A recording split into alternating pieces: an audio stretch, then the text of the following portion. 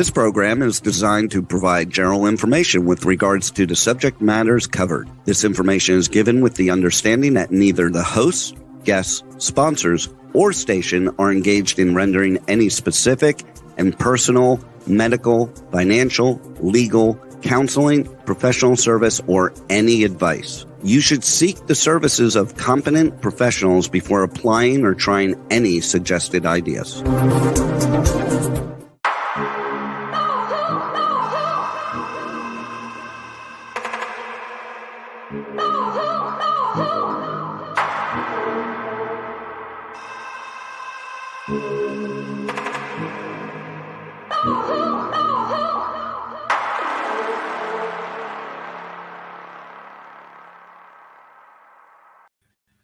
Good morning, true seekers and true crime junkies. Nanette Bartow here, back with Hit the Road Jack, Finding the Zodiac.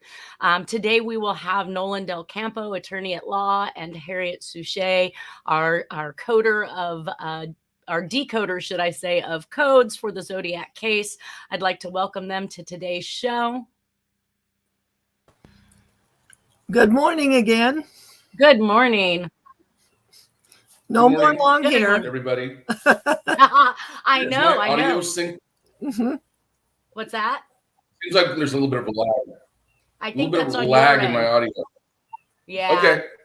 Yep, that's on your end. I can hear it. Well, Harriet's is going pretty smoothly. So yeah, maybe it's just on your end. That's that Rosarito yes. internet. Baja. Baja. Nolan's with us from Baja today. Yes. Okay, so I want to do some cleanup, some laundry. I'm going to bring the presentation up and start on that. If you guys want to add anything, or if anything comes up that you find interesting and you want to comment on, please feel free to do so. Wednesday, I met with Harriet. Obviously, she has this beautiful new hairdo. I love the hair. The color's fabulous.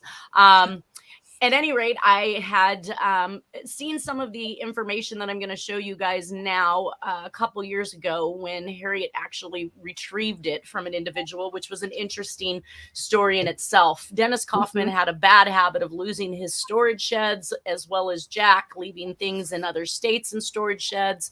And it turns out that while Dennis was staying in Lower Lake with Harriet, he had lost a storage shed, correct? Mm-hmm. Well, no, it was shortly thereafter. Okay, well, but I'd help pay two months worth, but he lost it though. Okay, yes. So basically he lost the storage shed and it went up for auction and an individual purchased it, and that individual contacted you, correct? No, I actually happened to run into them. And they're not normally living here full time. They live here like 2 days and then spend the week up in Washington. So yeah, we ran into each other, and it was just a weird incident. But he said he indicated but he found out I was doing a book on the Zodiac, and I was all that happy. And he says, "Hey, I got Dennis Kauffman's storage unit." And I said, "Oh," and then next thing I know.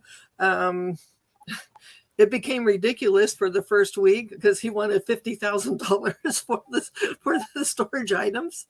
And I said, no, I don't have that kind of money. And he says, well, I'm going to take it to Hollywood.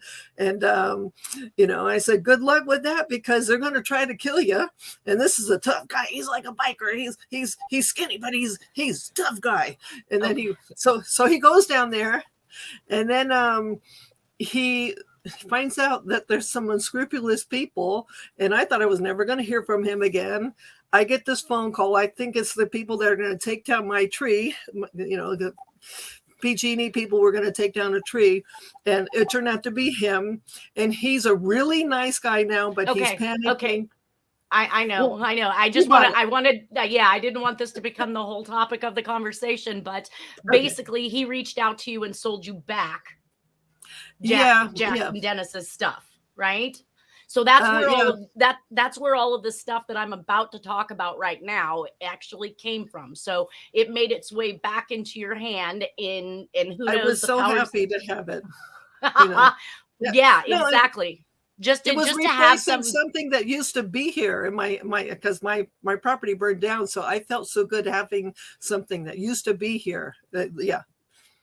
Okay, so basically, in its roundabout way, Dennis lost the stuff. A gentleman grabbed the stuff. He attempted to basically almost tried to blackmail you for a large amount of money to be able to get this stuff back. Found out that this stuff was not going to yield him any type of an income or any money, and then reached out to you for what little he could get for it, and did eventually sell it back to you.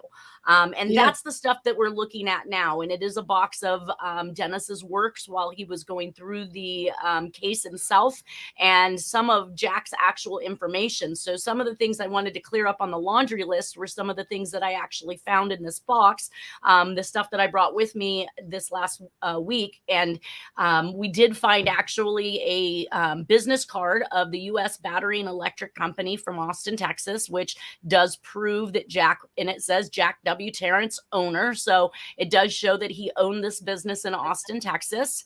Another thing that I found was the divorce paperwork from Doris Reynolds, which she filed in 1971. But it does show that she married Jack on 12/14 of 1966 in Reno, Nevada. So that confirms the stories that Jack has come back to Riverside in September, roughly September. And we'll talk about that because there's more proof in here, in September of 66. And then subsequently and his marriage to Letha is also final in September of 1966. So he finds Doris and he remarries her. So we actually were able to show now that he was in California. Well, he was in Reno, Nevada, but based on Doris Reynolds' accounts, they were back in the San Jose, Santa Clara area.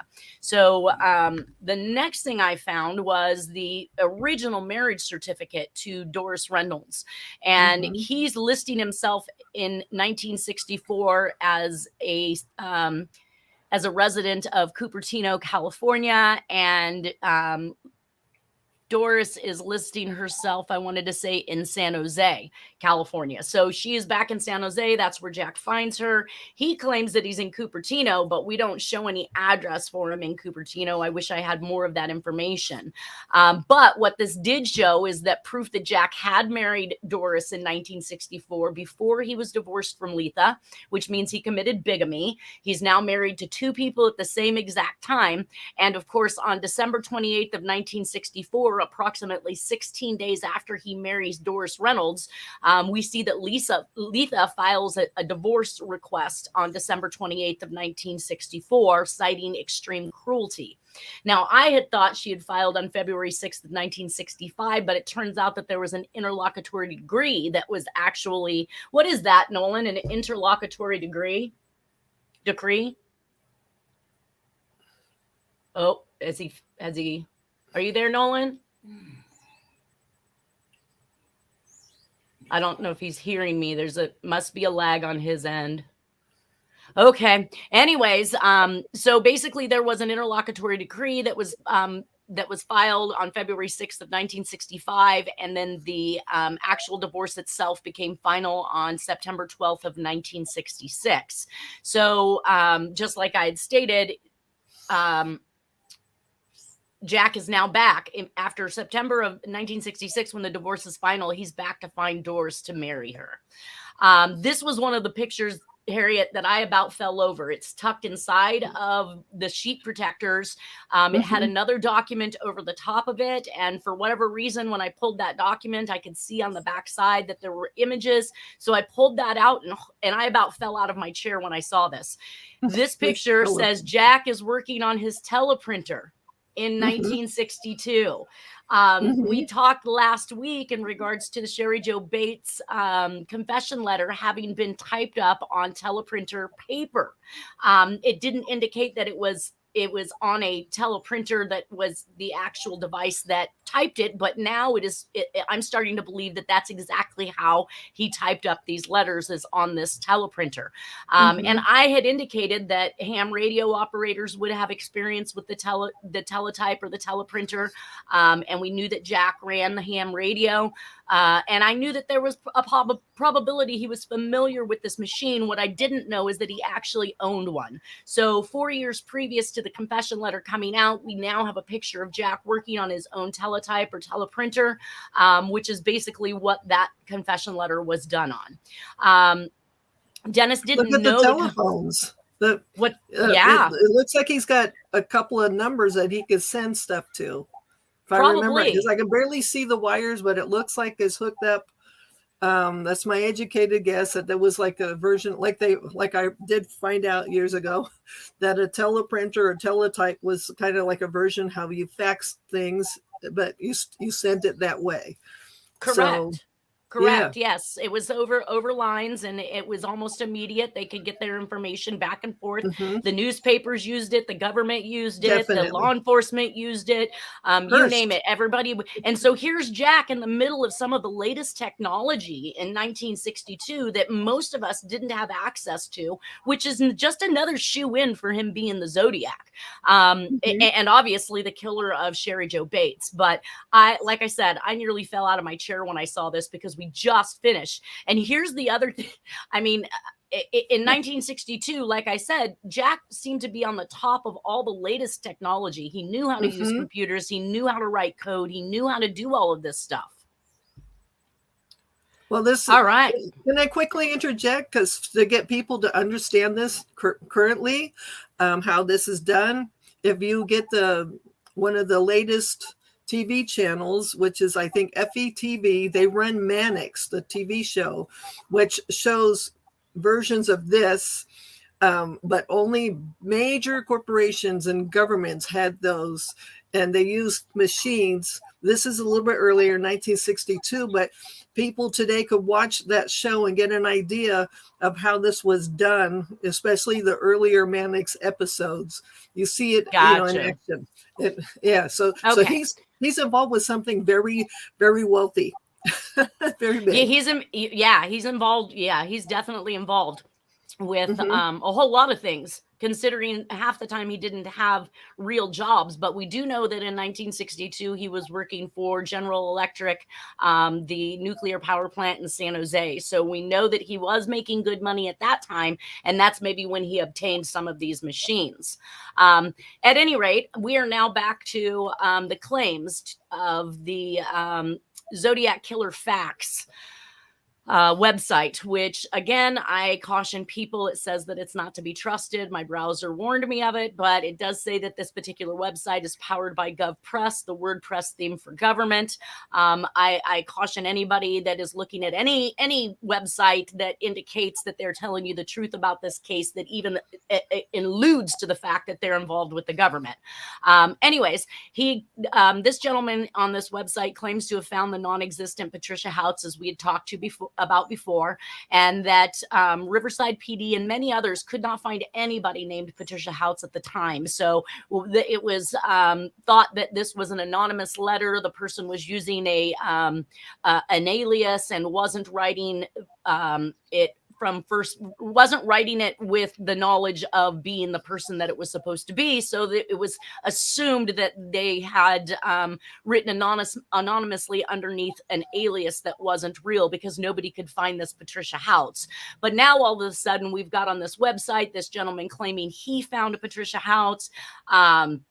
He stated that he had been contacted by an individual who was searching for her himself and stumbled across his website. And then after speaking with this gentleman gave him information that explained why nobody could find this Patricia Houts and why she never wanted to be found, which makes no absolute sense, because he gave it was really vague and out there.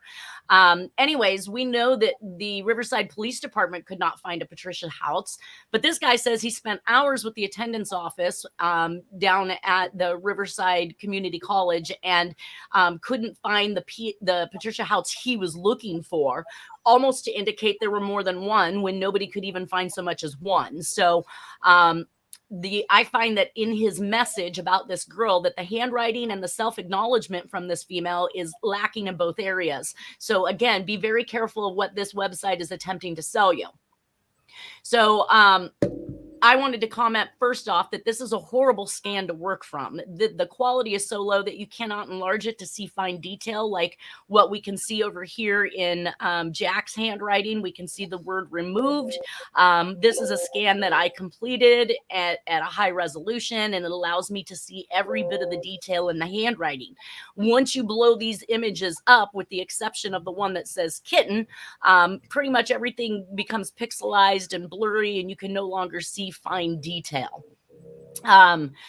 The loss of clarity is indefensible for a major claim to authorship. I mean, if this person is going to stand before us and say that I found the individual who wrote this letter, look at their handwriting, it's the same, they should have given us accurate and visible handwriting that we can work with. This one down here to the right is the fake Houts word reading, and that word reading is found right here, but you can see that once I blow it up, I lose pretty much a lot of the fine detail.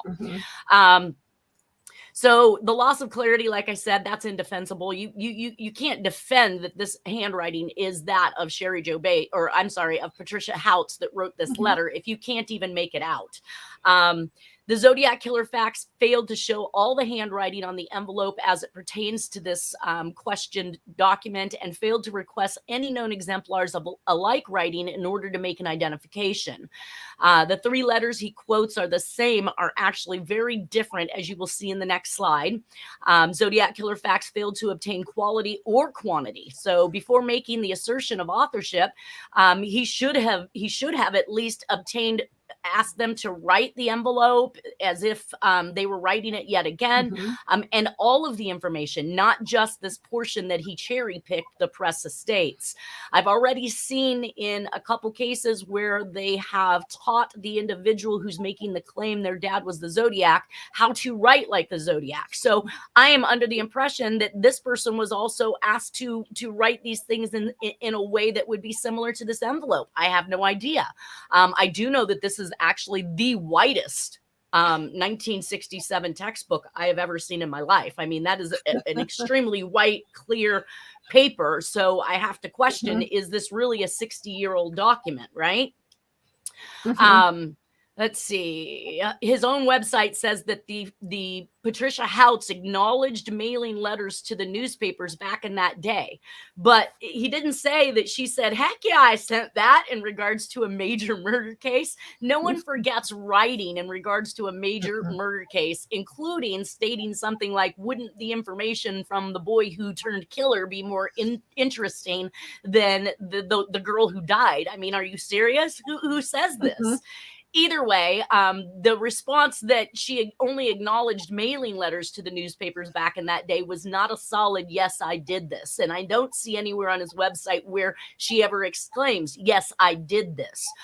He asserts that she claimed, as you can see, it appears, or it's obvious, I'm not sure how it was quoted on his site, that I wrote it. And I thought, no, as you can see, you don't say, as you can see, I wrote it. Again, that's lending to a person's ability to determine handwriting or to make identifications in handwriting, which most people can't do. So no, we can't, as you see. It is not obvious, and it does not appear that she wrote it. So it's just not really how people speak in regards to ownership of handwriting. I'm used to a person saying, I wrote that, or I didn't write that. The second that they say something like, well, it kind of looks like mine, you have to kind of wonder about that person. Lastly, he says that the woman does not want to be contacted and has no desire to insert herself into these cases. Well, that's just convenient as far as I'm concerned, and completely not a true accounting of finding a Patricia Houts at all. There should be much better information. This person get paid? Exactly. and I'm paid, I'm done, I'm out of here. Yeah. So basically, I wanted disinformation. What's that? Looks like it might be part of a disinformation campaign. Yeah. Oh, it absolutely is. And I'm going to break that down right now. So literally, we can see over here, here's the envelope that he is claiming that this woman has written. And albeit she does have this puffy P thing going on, but it does not stop and start. It is not the same shape. It does not do the same things. And that's what we're going to talk about, is the handwriting compared to it. So the website expert fails to show this very important tagline found in all the communications from this killer, which is attention editor. This is extremely important because when you look over here to her writing, you find nothing in the way of a comparable sample of this particular statement here in her writing. You literally just have a couple pieces. And even if he asked her for handwriting today, her handwriting is not going to change so dramatically. Mm-hmm. She has beautiful, it looks like, and actually, I mean, for somebody in college who, I mean, this looks like very habituated, very mature handwriting. So I still wonder about the time frame of it. The site says that this known sample of the fake Houtz's handwriting is from the 1967 textbook when she went to school with Sherry Jo Bates. So we should be comparing apples to apples here. This means that that we're dealing, and this person had no reason. The person who wrote this letter, unless you were the suspect writing it, had no reason to disguise their handwriting. So what we should be looking at is natural handwriting to natural handwriting. So with that presumption or assumption made, I'm going to do my handwriting examination based off of that. All the upper zone letters, such as the D's and the T's in the envelope, are very tall in relation to the other letters around it. And this writer shows a short upper zone in all letters except the letter H. And what I mean by that is that we can see this T next to the H here. The H is very tall, but the T is extremely short. And if you go around, you'll see again, T is much shorter than the L's. Let's see. The T over here is almost non-existent next to the H in death. Resurrection seems to be a little tall, but really it's because she crossed the crossbar of the T so high up. If she had actually planted it midway on that bar, as most people do, it would again bend lower than the rest of the letters around it. It is presumed that the fake Houtz, like I said, had no reason to alter her handwriting or to manipulate or disguise her handwriting. And the textbook is representative of how she's writing at that time. And it's also apparent that the envelope is a persona writing with extraneous flourishes and embellishments, which are not part of normal or natural handwriting. This is more of an attitude that's occurring than versus natural, because there's so many flourishes and extracurricular strokes that are not part of the letters, and going about writing it not the most easiest way, but more of a labor intensive and specifically attempted way to manipulate the handwriting. So that brings me to the actual parts that I want to talk about in general here. Let me bring over. All right. So the P, like I said, had the similar puffiness, as I might say, like I said, and it's similar in construction. However, the starting and stopping points, we can see here is where the starting and stopping points are in the envelope. The stopping and starting points here are exactly in the same place for Patricia Houtz. They're not starting to the left and then moving to the right, nor is it ending. And like I said, the shape is completely different. The relation to the other letters is not consistent. The spacing is different between the two. We can see that she puts a generous space between her P and her H. And then we can see that in press, the P is basically hovering over the top of the R. So the spacing in relation to those letters are not the same. And the slant of the bowl is different, likely due to the shape, but we can see that there's an actual slant to this P that moves upward. And we can see that there is no slant in this particular P at the top at all. The lowercase r has an entrance stroke that starts at a different plane above the baseline. So we can see that this starts above and then works its way back down and up into the R. That is different from the, let's see, where I found her. She did not. She actually came from beneath the baseline with this particular R and then moved upward rather than starting up and moving down as we see in the envelope. Let's see, but it's missing the leftward stroke in the tip found in the envelope. And what that is that movement backwards to the left that creates this point that comes out to the left. That is completely missing from this particular letter R. There is no backward movement to the left in this. In fact, it just goes straight up in the air to the right and then comes back down. So again, the shape is not the same. Let's see, the exit stroke draws backwards to the left before moving on to the next letter to the right. What I mean by that is that we can see in this letter R where this moves again backwards to the left into this angular point before. Can I interject real quick? if I remember right, but this is where we need Charles to come on. Jack was left-handed, but trained to write a certain way because most people are considered right-handed. So that would explain. That's not, no, that is Nope. is not a bearing. So please don't do handwriting for me. Okay. No, I mean, he was left-handed, so that would explain why I haven't determined what hand he was. I've not seen any information. I had an intention at one point in time to see which hip he carried the gun on. I do know that I have a picture with his gun on it. I have not looked that up, but handedness is not a reasoning for a lot of characteristics in handwriting. And we do know that he has used both hands in his writings. He admitted that he had used his offhand. I don't know what his offhand is. We will have to figure that out, but do not see oftentimes when things are slanted leftward, as we're seeing here, but we also see this E is slanted rightward. When we see slants to the left, that can indicate that you're dealing with a left-hander, but that is not always necessarily true. So no, I didn't want to spend any time on that. Okay.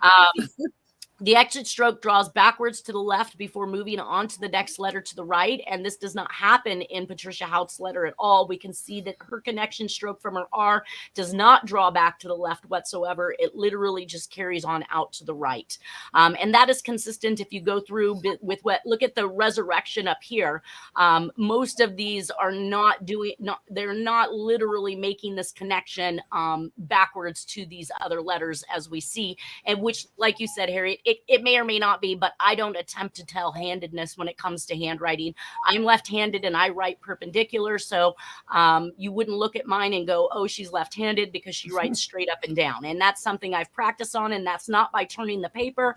That is not by turning my hand. That is by actually manipulating my fingers to make sure that the writing is straight up and down. So the loop at the top of the letter T up here, we can see this kind of angular point that happens. So we're more bulbous on the right side and straighter on the left side, which caused this angularity or this point at the tip. We also see the point at the tip in the letter D. So in the upper extenders, I would expect to see, if this was Patricia Haut's, that we would see that right here in the words kitten, we can see that these are nice and rounded. They don't have this particular oddity that's occurring here. The loop is basically starting closer to the bottom and working its way up, where the loop in these ones are actually well above the actual middle zone letter. We can see it here again. The loop does not begin until above the middle zone letter, and that is not what's occurring in Patricia Haut's writing. And there's no sign, actually, you guys. There's no sign of this checkmark R. In fact, it looks like she was primarily a cursive writer based on what sample she is given. So it would be interesting to see some printed writing, but we're going to get into that here in a second. So the loop at the top of the letter T is not the same shape as the fake Haut's, and the stem is a teepee shape near the baseline. And right here, you can see this teepee shape. It looks like you could really hide right up underneath this T. It also exists right here in the D. And that is because he does not draw that line or does not cross that loop back towards the baseline like she does. So we get this little teepee effect that's occurring underneath it. I went in, I could not actually find that in any of her writing. Her connection strokes seem to actually come fully back down to the baseline, if not below the baseline. And they're a little threaded as well. So you could see that they're more straight rather than rounded connection strokes. Let's see. The lowercase tau T that is seen, where is that? Where did I? Oh, it's not the same shape as the fake Haut's. Where did I see the tau T? Oh, right here 14. In the word 14. Yes. So the tau T is a definite trait of Jack Tarrance, definitely a trait of the Zodiac Killer. I did not see that occurring anywhere in her handwriting. And the editor, whereas the fake Haut shows the propensity to cross her T-bars at the top or above the T-stem, we see that the crossing of this T is extremely low below the actual lowercase letters. Again, another one of the traits that I notated for the Zodiac. But when we look at Patricia Haut's crossing of her T's, they're at the very top. They're very, very high up. or even at the top, and even sometimes above that actual stem mark itself. So we can see that she is not crossing her T's like this. Again, she had no reason to disguise her handwriting if she was just an honest citizen writing out to the newspaper. So these differences, or these stark differences in handwriting, would allude to the fact that for whatever reason she attempted to manipulate her handwriting, but I don't see any cause for that or any reason for that. So I'm going to discount the fact that she's manipulating or disguising her handwriting for the purpose of this letter. So also some of the other things that I picked up and I found between here is that the letter S is a vertical to backward slant. Again, that leftward slant, Harriet.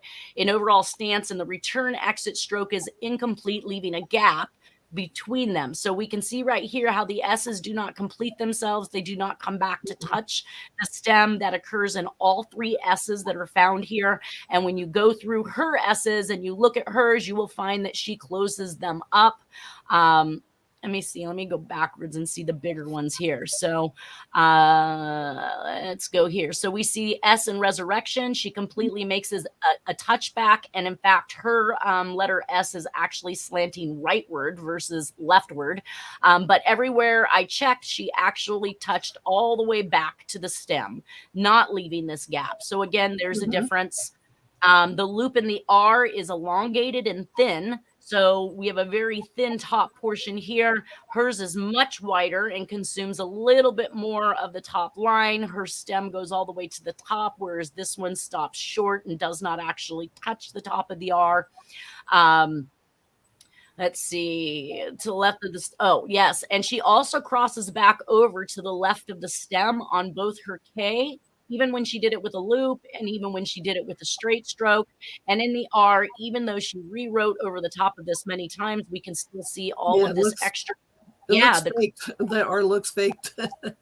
It looks to me like somebody was trying to do something there. I have no idea because, because I don't see a natural flow like in Jack, what he's doing. There's not a natural flow with that R. And that it doesn't dictate that it's not a natural flow. It is just not consistent with what we're seeing. Well, you wouldn't scribble over and over and over again to dictate. Some people do. Some people do when they're bored. I don't. Those aren't issues for this discussion. Some people do. Some people, when they're writing notes, and if they're bored, they will start to write over. I do it when I'm talking to somebody. I will write down what I'm talking about, and I will overwrite it. So some people do these things, but the difference here is these inconsistencies in the width and the shape and the starting points, how far back to the left it's drawn. These are not consistent with this letter R whatsoever. Shape, size, relation, everything is completely different between these two. Let's see here. All strokes of the R and K shows the propensity to draw leftward beyond the stem over and over again. Shape, size, ratio of the R inconsistent with the envelope. The I shows a disconnect from the D in the envelope, and I could not find that occurring in her handwriting either. However, we did absolutely find that disconnect in Jack's writing many times, where he does not actually make the connection complete through the D. So right here on the word side, he stops the letter I, picks up, and begins the letter D. Again, consistent. We also see that he is literally crossing his loops in his D much higher than that lower or that middle zone. So again, there is a consistency there with Jack's handwriting. The slant and shape of the bull and stem of the D is inconsistent with the fake Houtz's redrawn D stem with no loops in them. So if you go into Patricia Houtz's Ds, or who he's claiming to be, we see that all of her Ds are completely redrawn. So these stem strokes don't even have loops in them like we're seeing over here. I want to say that's not the only one I saw. There was probably one more. Let me go back to the bigger version. Oh, yes, the word and. Again, we see the D that has a redrawn stem that does not have a loop in it. Let's see. The spacing between letters are much larger in the envelope, as seen in the E, than that of the fake Houtz. So we see this great big space between the D and the E, with the slant to the right of the E. This is not consistent with what we're seeing in the Patricia Houtz. Also, the only number that I could find on the Patricia on this writing that this guy claimed to be of Patricia Houts was the number 2. We looked at the number 2, and we can see that there's dramatic differences between the number 2 from this envelope and the number 2 that it executes. There's nothing similar about those. This is where it gets interesting, because if you want me to buy that this is not from our suspect, that this is from some random stranger that he found called Patricia Houts, then explain to me how she shows the propensity to have the Zodiac checkmark R before the Zodiac existed, right? So up here we have Jack's checkmark R. He does it all day long. We have it in the Oswald letter. We have it in the Sherry Joe Bates letters. We have it in the Patricia Houts letter before the Zodiac even existed. We have it in the Dear Draft Board letters, the Zodiac letters, the Fairfield letters, the Citizen letter, the Channel 9 newsletter, the Herb Cain letters, and the John Benet Ramsey letters, for heaven's sakes. The checkmark R is prevalent in all of these communications that we allude to Jack being responsible for. This has not been seen in Patricia Houts' writing, nor has this letter T. What I did, though, is I went back and I pulled out the other letter T's from the Sherry Joe Bates letters that were written to the father. Bates had to die. These are the areas where I actually picked up these letter T's. But look at these tall stems with the cross T bars at a very low point. They're very identical to the letter that's being written as the fellow student. So again, here's another trait of the Zodiac, another trait of the killer of Sherry Joe Bates that is being found inside of this word editor. To the left here, I thought, I really need to probably get to the Mr. Hoover letter and do some examinations, but what were the chances that she also wrote like the 1947 Black Dahlia? Letter. So this letter E was in the Mr. Hoover letter, and we can see this extracurricular part of the stem that's sticking up here above the top crossbar. We can see that exists here as well. We can see the curvature that occurs at the bottom as he leaves out, which is kind of similar to some of the L's, the capital letter L's that we found in Jack's handwriting and in the Zodiac's handwriting. Either way, so now he wants us to believe that this Patricia Houts not only is writing in her natural handwriting, but shows a propensity to do her letter E's, T's, and R's identical to other killing sprees involved in this case, which I found a little bit interesting myself. Anyways, let's see, what else did we have on here? I also pulled out, I pulled out some additional editors from some of the other stuff. Again, we see the elongated T. Of course, he crossed higher on the top of that bar, but we do see the length of that stem. The relation of the E to the D, where the D is much taller, that is consistent here with something that was done in Tom Voigt's letters. So the D sticks out, that stem stroke, and the T are taller than anything else, including a capital letter E, which coincidentally also has this angular point that occurs at the bottom of these E's that we're seeing. And there's another one down here where he actually makes this curvature of this crossbar. Of course, this condensed T down here, the plus sign T, is just another manipulation. But up here, we can see once again that very tall T. We can see the D that sticks up above the E. So these are very consistent habits that we are seeing that is in this attention editor. And I've already made a handwriting comparison to this particular envelope and found that it did match Jack's. So I'm going to say or rule out at this point that this fake Patricia Houts that this guy claims to have found is nothing more than a fake. Yep. I agree. It looks like that chronicle writing too. It looks like whoever did it is trying to disguise, but can't, like with the H and with some of the other letters. But yeah, but the R and the E and different things kind of give it away. Can I letter H. The letter, let me finish with his. The letter H is actually a style that was used all the way back in the Black Dahlia era. And that was one of the letters that we just showed last week in regards to how Jack folds letters and how those folds are similar to these suspect killers' folds in their letters. And one of those is this particular H. So yes, I can track this H through several. This one went to Count Marco. I guess he was an anonymous writer for the Chronicle. So yes, he in this particular letter, you were absolutely right, Nolan. He says that since Marco can write anonymously, he says so can I. And what he was alluding to is the fact that he could anonymously write and not be discovered as to who he was through his handwriting, which isn't true. Well, what I was going to say was, because I've done quite a few of these by now, when I'm often looking for the X for Nixon, then I see the T that's with the mark kind of slanted at the bottom, and he's embedded an X that way. So gotcha. Yeah. So the other times where it's the higher up, it's definitely going to be, in my view, a T. But I found like the one there, that's an X. There's a couple more, but so he's so that's also part of the argument. If this is supposed to be the person who wrote a Zodiac letter, why didn't they embed X's and J's and why didn't they embed their name in there somehow? So what do you mean? Anyways, what do you mean embed their name? Who embed their name? Like this Patricia Houts. If they were the pre-Zodiac and going to be doing something cryptic, why wouldn't they embed their name in there somehow that you can find it, in the handwriting, because that's supposed to be the premises as Zodiac facts, that this could be somebody somehow connected, the real, so that's just my point. Why wouldn't they kind of secretly put their clues to their name in there where you can find it, That's just my point.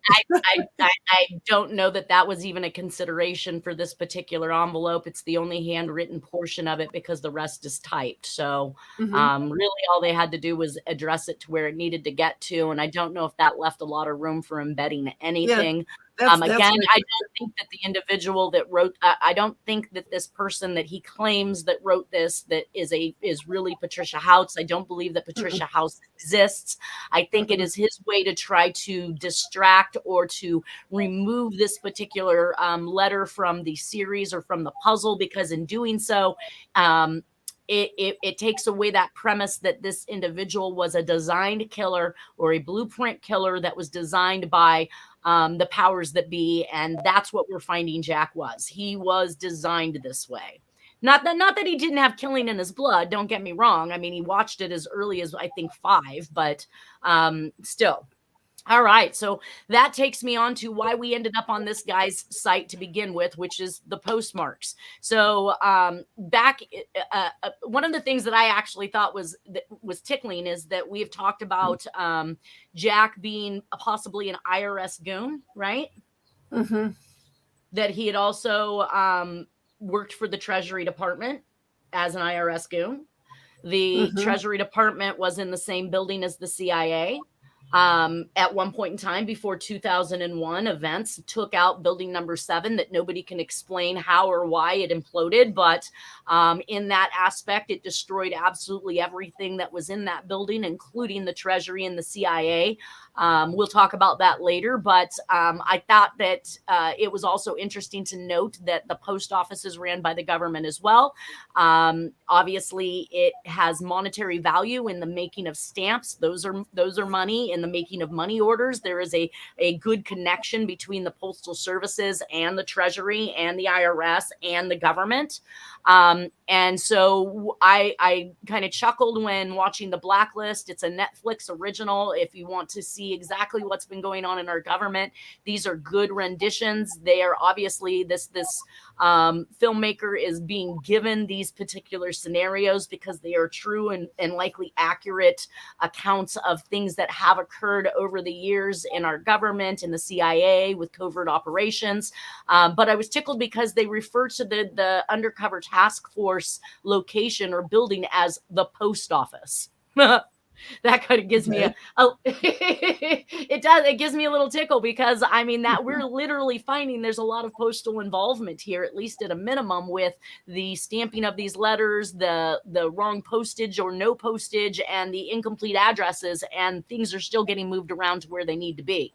So basically, the post office in the blacklist is responsible for tracking criminals involving mob, CIA, defense contracting, corporate espionage, kidnapping, murder, cover-ups, gun running, drugs, and government programs, which includes the kidnapping and murdering of children of individuals they want to get out of their way. They'll literally stop at nothing to do to anyone what it is that they need done so that they can move forward with their agenda.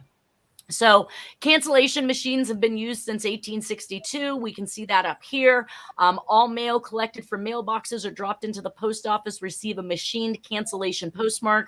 I got this on good information from a former postmaster general who was a client of mine. So the only way you can actually get a hand stamp like this one over here to the left is if you walk the mail to the counter at the post office and request an employee to hand stamp it in your presence. This is the only time your mail will receive this hand stamp.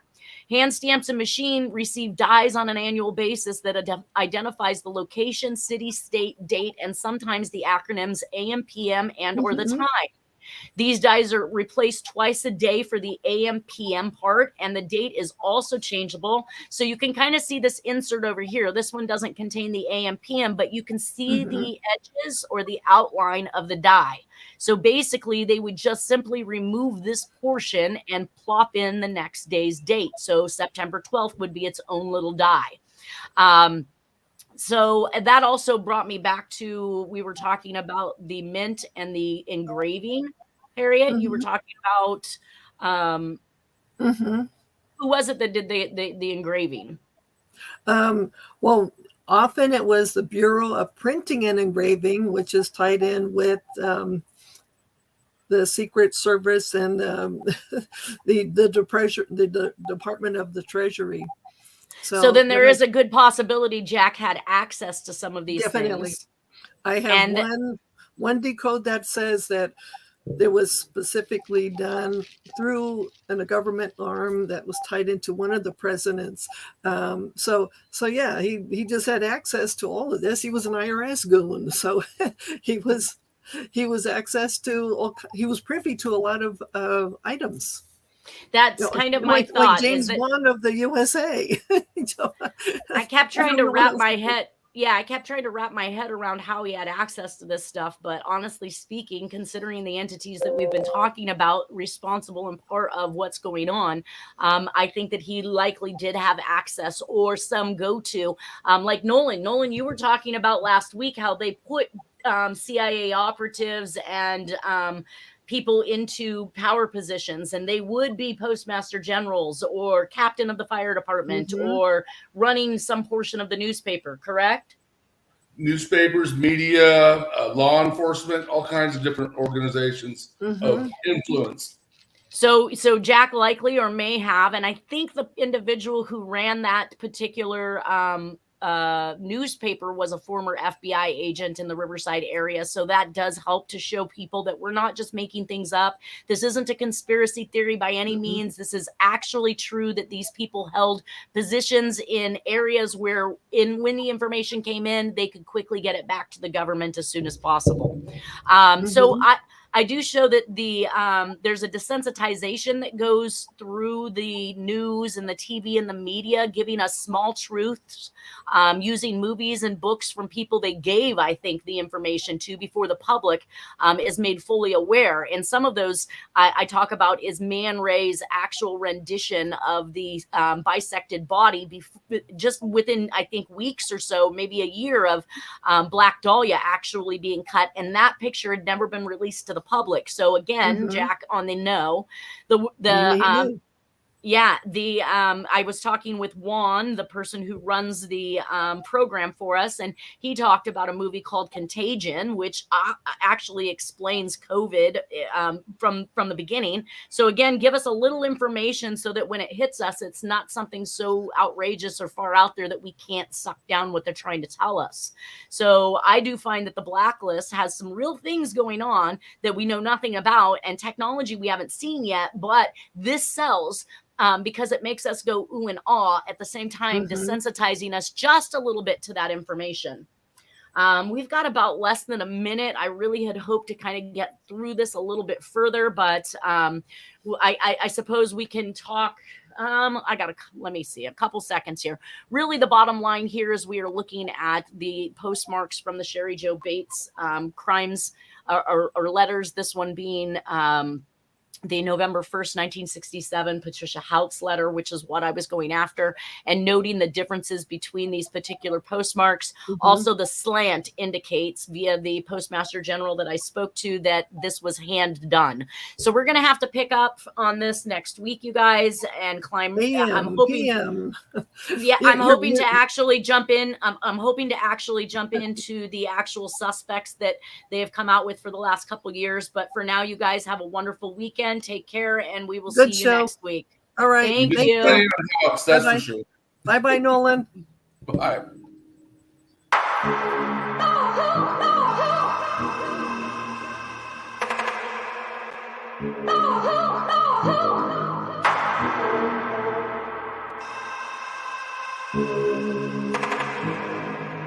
Oh,